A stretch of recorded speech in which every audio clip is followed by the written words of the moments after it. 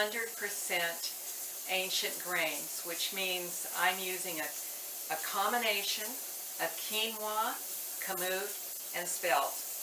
And right away, because this water is cooling down, I've got a little over a cup, close to a cup and a half, not quite, and the recipe calls for a cup of water, but I have found out my bread pan is probably bigger than the recipe accounts for.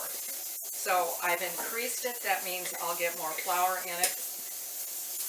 It's 2 teaspoons of yeast in the water, and I want about a tablespoon of honey. I've got to stop and put the timer on this.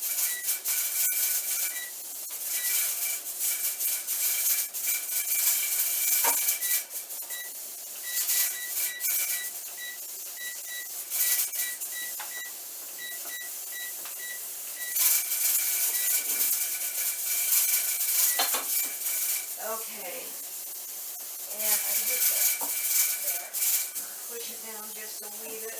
Okay, I'm sorry about that. I'm canning in the background, so you're going to hear that jiggle. And like I say, it's going to take about a tablespoon of honey in that, and you want that in there. You can use molasses or whatever, but I want it in there to activate and kick start the yeast. So that needs to be proofing, and while it's coming to life here, and I'll put the recipe that I'm using in the description, and I'll probably tell you as I go along. Okay, now then, I'm using the einkorn grain.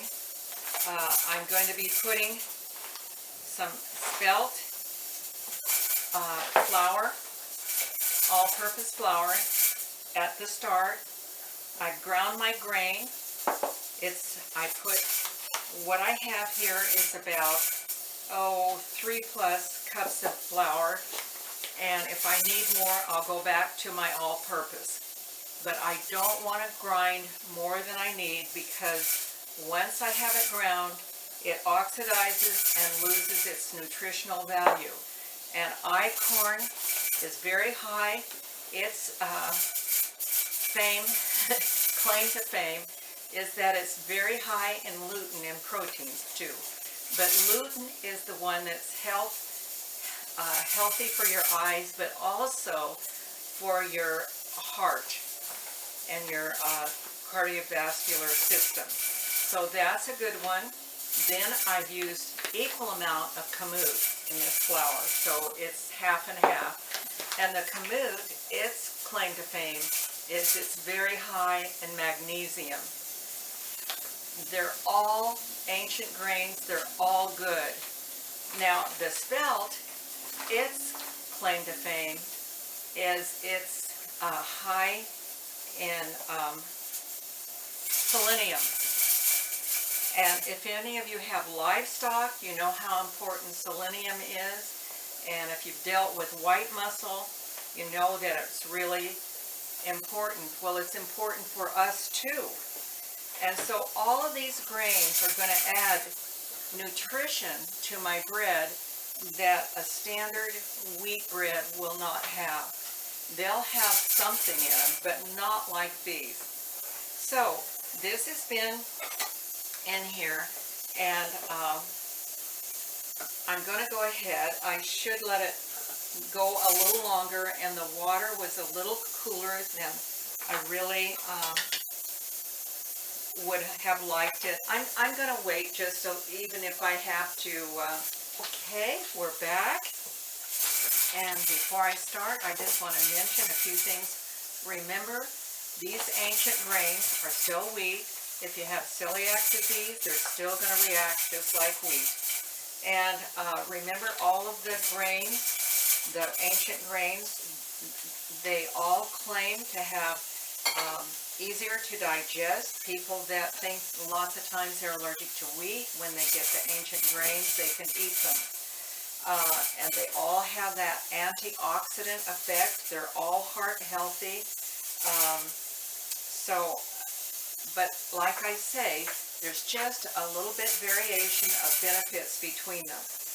So we have our yeast in here. Now we're going to put a half a cup of the spelt flour. And I don't have any spelt grains, so I'm using like all-purpose flour to start with. And it's about a half a cup in there. And I'm going to add my salt, which calls for two teaspoons. I'm not putting in 2 teaspoons, but I'm cutting it down. So, and you just can go what you think on the salt, but it can have up to 2 teaspoons in the recipe. I think the recipe, yes. Okay, and then I want about a tablespoon of olive oil.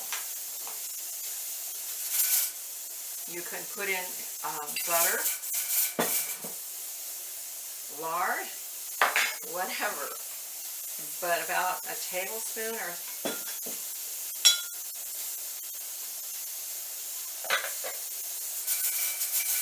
okay.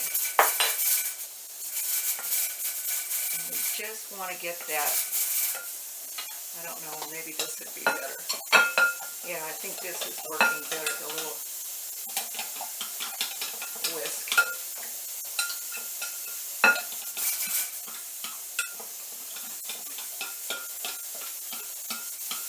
Okay,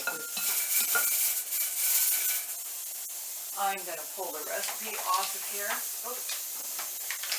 And so the recipe called for the warm water, a cup of warm water, which I put a little more, 2 teaspoons of the dry yeast, 1 tablespoon of the honey, a half a cup of the flour, all-purpose flour, and 1 tablespoon of olive oil or butter, whichever you choose, or coconut oil. Okay, and then up to 4 cups of flour we're going to work into that. And I have never yet got 4 cups in. I might, because I think I have a little more water than sometimes I put in. And I just milled this before I turned this on. And what it is, it's half of the kamut and half of the einkorn.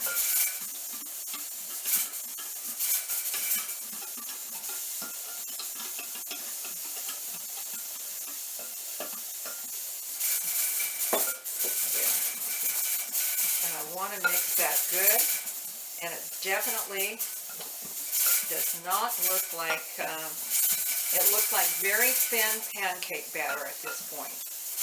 And we know that wouldn't make any bread. And so I'm going to add like a half a cup at a time.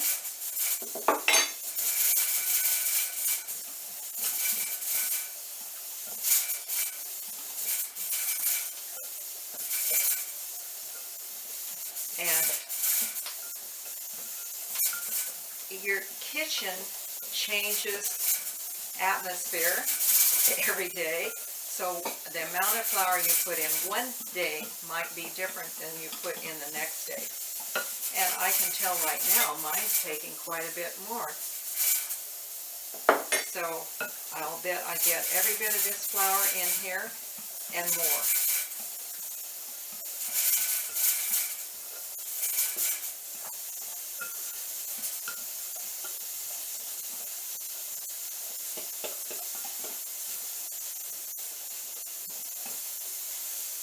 Okay, that was basically around 3 cups. And you know, I think I added more water to start with than I usually have. And so,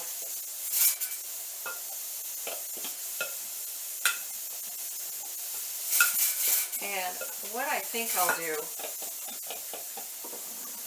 I've got some einkorn all-purpose flour. I'm going to start adding that. If I can, okay.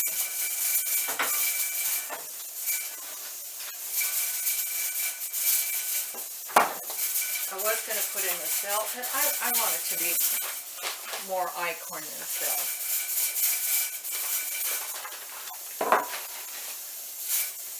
And I'm going to go ahead and add that half cup. And now I think that's going to be what I do. Now this is the part that really makes it or breaks it coming up next. And this is what I want you to see. Now this is a really, really soft, sticky dough. Could be like a batter bread dough. Okay, now at this point is where I'm going to let it rest. And the ancient grains do not absorb the water like the regular wheat that we are used to using all of these years. So what we have to do is just slow down, and we're going to just let it rest. And when I say let it rest, I'm not going to touch it again for 3 hours or more. So if you wanted to start this in the morning, you could finish it at night. If you wanted to start it at night, you could even put it in the refrigerator, take it out in the morning, and finish it thin. So that's as much as you're going to see on this video. But one other thing that I want to talk about, and I'm going to dampen this a little bit, I think. When you put a cloth over it, what I did with this is my little bread cloth. I boiled it for 5 minutes with some baking soda. And I learned that in the class that I'm taking from Carolyn Thomas at Homesteady Family and her bread class. And I've always wondered, you know, well, anyway, it's a thing to do. So boil your cloths. You don't want any soap residue in your bread. I think I'll just go ahead and put it on, and we'll see you in about 3 or 4 hours. Have a good day, and be kind to someone today. The Lord admonishes us to be kind to one another. I'm going to be kind to Tom. I'm making him some bread.